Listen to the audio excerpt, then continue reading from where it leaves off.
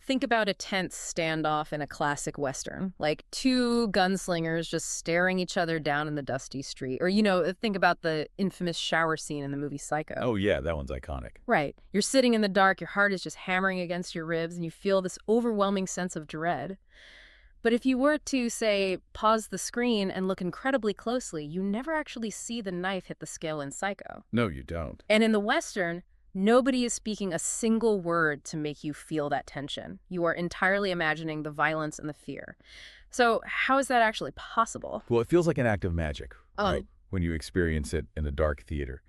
But it's actually an incredibly calculated, deeply powerful psychological illusion. And today, we are going on a mission to figure out the exact mechanics of that illusion.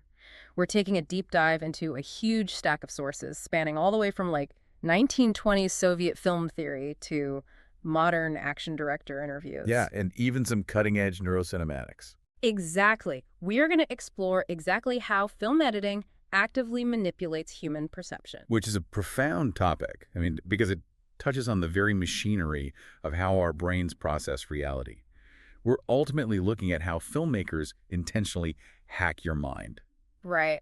Now, just to set the stage for you listening, while we are going to touch on the biomedical neuroscience of why this works, the real focus of our deep dive today is on the cinematic history. Yeah, the practical application. Right, the legendary examples and the specific ways filmmakers use the simple cut to shape your reality. Okay, let's unpack this.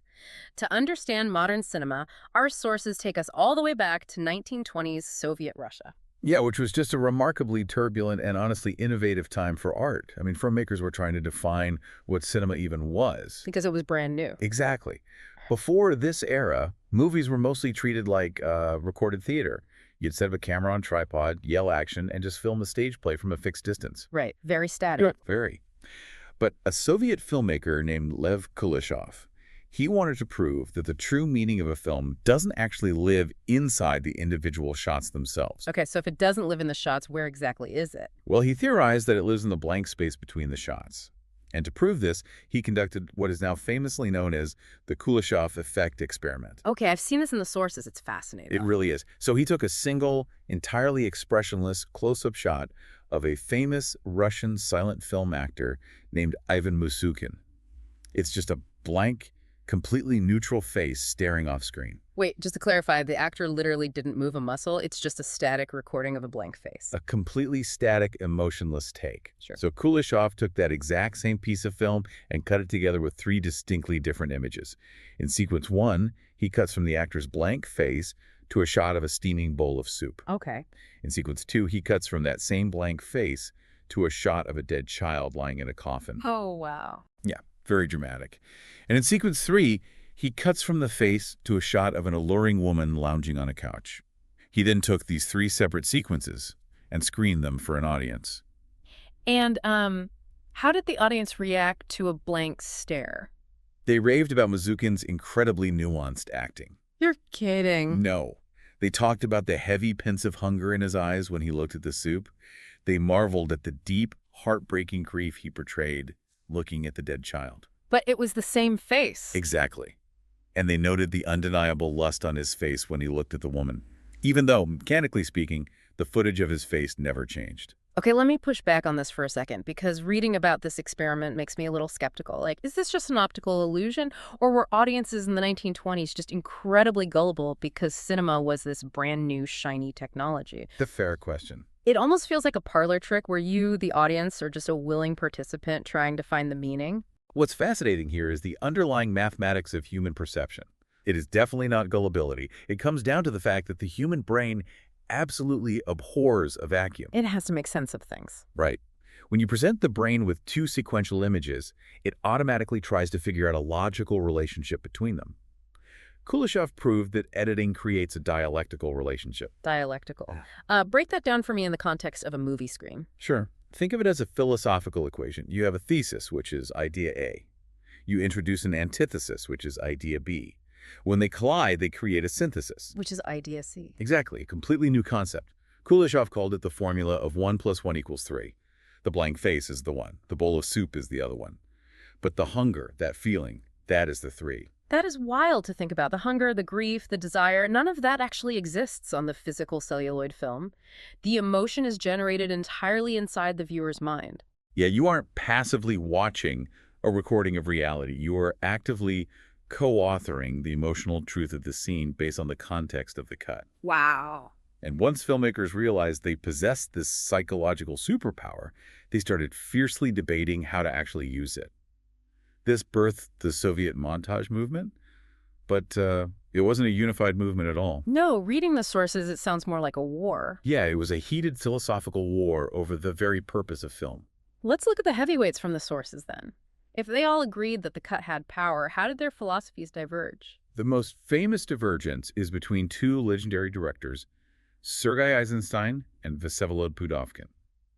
Eisenstein believed that editing should not be gentle. He believed it should be a violent collision. The collision of images. Right. He wanted to force an intellectual or emotional response from the audience by just smashing two contrasting ideas together. Give me an example of how he smashed ideas together. Like, what does that look like on screen? So look at his 1925 film, Strike. He notoriously intercut shots of striking factory workers being brutally massacred by the military. Horrific. Yeah, and he intercut that with documentary footage of a bull being slaughtered in an abattoir. Oh my God. He isn't just showing you a massacre. He is forcing your brain to synthesize those two horrific images and arrive at a distinct political concept. The workers are being butchered like cattle. He called this intellectual montage. And he didn't just stop at intellectual concepts, did he? The sources detail how he used this in his other 1925 film, Battleship Potemkin. Specifically, the famous Odessa Steppes sequence. Oh, the Odessa Steppes sequence is a masterclass in aggressive editing.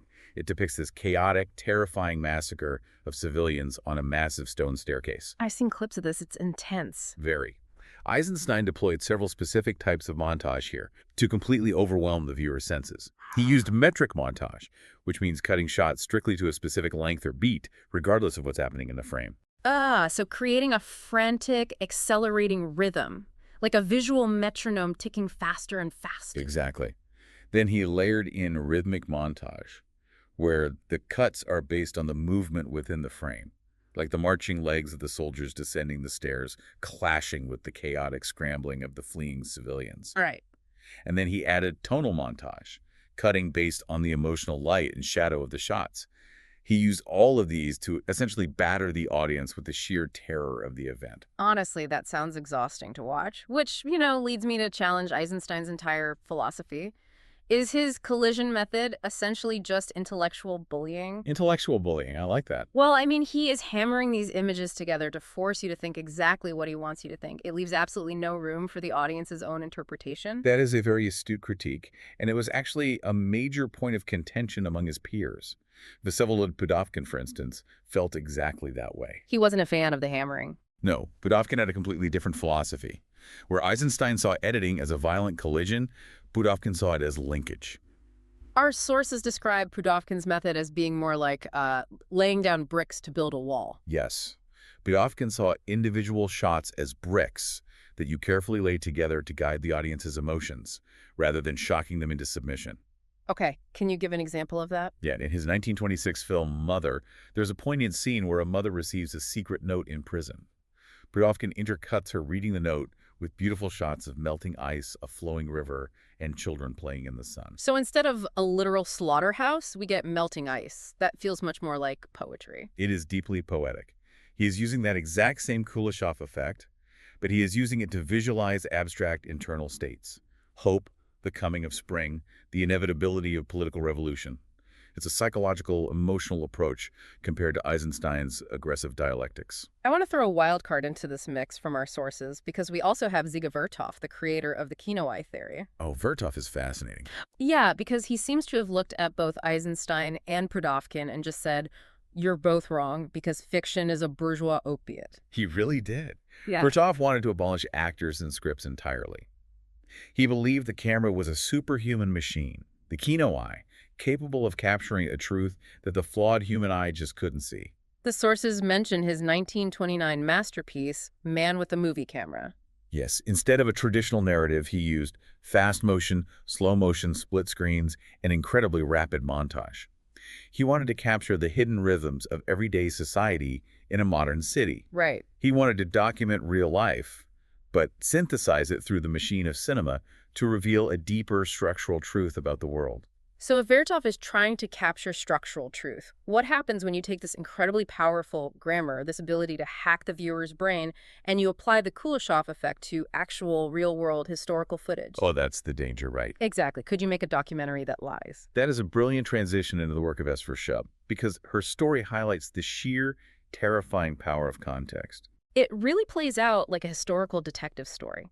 In 1927, S. Shub was commissioned to make a film called The Fall of the Romanov Dynasty to commemorate the 10th anniversary of the February Revolution. But she refused to shoot reenactments. Right, she refused to use actors. Instead, she went digging through damp, uncatalogued, moldy basements in Leningrad for months, trying to find authentic historical footage, and she struck gold. She found the personal, intimate home movies of Tsar Nicholas II. The Tsar actually loved being filmed. You have a resident cameraman constantly documenting his incredibly lavish lifestyle, his vacations, his leisure time. Okay, I want to pause here for a second because we are diving into literal Bolshevik propaganda. And just to clarify for you listening, we aren't taking sides or endorsing any political ideology here. No, of course not. Our goal is strictly to impartially analyze the historical source material to understand how the editing mechanics we've been discussing were weaponized. We are looking at the cinematic machinery, not endorsing the message. And looking at the mechanics of Show's work is vital, because she practically invented the compilation documentary format. Right. She took this completely neutral, or arguably pro-monarchist footage of the Tsar playing tennis or lounging on a yacht, and she applied the Kuleshov effect to it. By physically cutting that celluloid and placing it next to something completely different. Exactly. She juxtaposed the Tsar's opulent leisure directly against grueling, horrific documentary footage of poor, unprivileged workers and soldiers dying in the muddy trenches of World War I. So, Tsar playing tennis, cut. Soldier dying in a trench, cut. Tsar smiling on a yacht. Yes. And by doing that, she built a devastating ideological narrative about class inequality and the callousness of the monarchy without shooting a single frame of new film. That is incredibly powerful. It proved that there is no such thing as truly objective footage once it hits the editing room. Even the most neutral documentation of reality is fundamentally permanently changed by the context you place it in. Now, if 1920s audiences were being moved by these techniques, it's really easy for us, sitting here a century later, to feel a bit superior, to think, well, they didn't understand the language of movies yet. We wouldn't fall for that manipulation. We all like to think we're immune. Exactly. But our sources dive into modern neurocinematics, which proves this isn't about being naive. This phenomenon is physically, biologically hardwired into our brains. Are we just as susceptible today? We absolutely are. The biomedical evidence entirely validates what Kuleshov suspected intuitively 100 years ago. The sources mention a couple of major studies, specifically the MOB study from 2006 and the Calby study from 2019. They put Kuleshov's exact experiment into modern fMRI and EEG brain scanners. Yeah, they showed participants a neutral face paired with emotional movies, and they literally watched the brain light up in real time. And what did they find? They found that it wasn't just the visual processing centers of the brain activating. They saw significantly enhanced responses in areas like the bilateral temporal pole, the anterior cingulate cortex, the amygdala, and the superior temporal sulcus. Okay, that's a lot of brain anatomy. How does that actually translate to what we are feeling in the theater? What are those specific areas doing? Good question. Those regions are deeply involved in processing social cues, generating emotional responses, and predicting future outcomes. Essentially, when presented with a cut, your brain is actively searching the context to tag the neutral face with an emotional value. Interesting. Your amygdala is looking for threats or social meaning, and it borrows the emotion from the surrounding shots to make sense of the blank face. Here's where it gets really interesting, though. The researchers discover something fascinating about the timeline of how our bodies process this. The unconscious physiological activation in the brain, that amygdala flaring up to tag the emotion, actually happens earlier than the conscious emotional rating by the viewer. Yes, that timeline is the defining detail. It means your reaction to film editing is completely precognitive. It makes me think of a reflex arc. You know, when you accidentally touch a hot stove, your hand violently jerks back before your conscious mind even realizes, oh, that's burning me, I need to move. That's a perfect analogy. The Kuleshov effect is essentially doing that to your emotions. Yeah. Your brain is already feeling the sorrow or the fear or the hunger before your frontal lobe can even rationalize what it's looking at. You literally cannot help but be manipulated. Which is precisely why this biological loophole has been the primary tool exploited by Hollywood ever since. Hollywood took this Soviet ideological tool and turned it into the ultimate engine for mainstream blockbuster entertainment. You really cannot talk about the psychology of editing in Hollywood without talking about the master of suspense himself, Alfred Hitchcock. Oh, absolutely. Our sources detail how deeply influenced he was by Soviet montage. Hitchcock called this concept pure cinema. He understood that the camera doesn't need to capture a performance. The editing room creates the performance. There is a brilliant, slightly cheeky interview he gave where he explains the Kuleshov principle, using himself as the actor to demonstrate how easily morality can be manipulated. Break down how he explained it because it's so funny. He says, imagine a three-shot sequence. Shot one is a close-up of Hitchcock looking like a kind, distinguished older gentleman staring off screen. Shot two is what he is looking at, a woman holding a sweet little baby. Shot three cuts back to Hitchcock, and he is smiling. And the audience naturally synthesizes that to mean, ah, what a kind, benevolent old man. Exactly. But then Hitchcock says, swap out the middle shot. Keep the exact same footage of Hitchcock looking and the exact same footage of him smiling, but change the context. Right. Shot one, Hitchcock looking. Shot two, a woman sunbathing in a revealing bikini. Shot three, Hitchcock smiling. It's the exact same smile, but suddenly the audience synthesizes those images and thinks, what a dirty, perverted old man. Exactly. Hitchcock knew he could completely alter the morality of a character in the audience's mind, purely through the juxtaposition of the cut. If we connect this to the bigger picture, you start seeing the DNA of Soviet montage everywhere in popular culture. It became the invisible backbone of visual storytelling. You really do. The sources list some incredible homages in modern cinema. Think about the famous baptism sequence at the end of The Godfather. Oh, that scene is legendary. Francis Ford Coppola intercuts the sacred, holy baptism of Michael Corleone's godson with the brutal, bloody assassinations of all the rival mafia bosses. It's pure Eisenstein. Right, it's a violent collision of images. Yes, and it creates a profound third meaning. Michael's spiritual death and his dark christening as the new dawn. You also see direct visual quotes in Hollywood, like Brian De Palma's film The Untouchables. It features a slow-motion shootout at a train station with a baby stroller bouncing down the stone steps amidst the gunfire. Such a great scene. And that is a direct, loving homage to Eisenstein's metric and rhythmic editing in the Odessa Steps sequence in Battleship Potemkin. And it is still the foundation of how directors work today. We have an interview in the sources with Albert Hughes, the director of The Continental, which is the action-packed TV series set in the John Wick universe. Yeah. Hughes specifically talks about utilizing the Kuleshov effect and Hitchcock's pure cinema to build his action sequences. Hughes is a great modern example because he talks about the immense preparation required. He mentions drawing out 185-page shot lists before ever stepping on set. Which is just staggering. Right. He isn't trying to capture reality organically. He is meticulously planning out a stylized, hyperkinetic world that tells a story purely through the careful juxtaposition of specific images. He is playing in the exact same sandbox that Lev Kuleshov built a century ago. He really is. So what does this all mean? Let's recap the journey we've just been on. We started in Lev Kuleshov's Soviet workshops, where a simple bowl of soup proved that human emotion lives in the blank space between the frames. We watched Sergei Eisenstein and Vsevolod Pudovkin debate the philosophy of the cut, whether editing should be a violent intellectual collision or a gentle emotional linkage. We descended into damp film basements with S. for Shub to see how the Kuleshov effect can fundamentally rewrite historical truth. We then explored the biomedical mechanics, looking at modern fMRI scanners to prove that our biology forces us to fall for this trick. Our amygdalas are firing and tagging emotions before our conscious minds even understand why. And finally, we saw how visionaries like Hitchcock, Coppola, and modern action directors use this exact science to build the movies that make our hearts race. So why should you care about any of this? Yeah, why does it matter?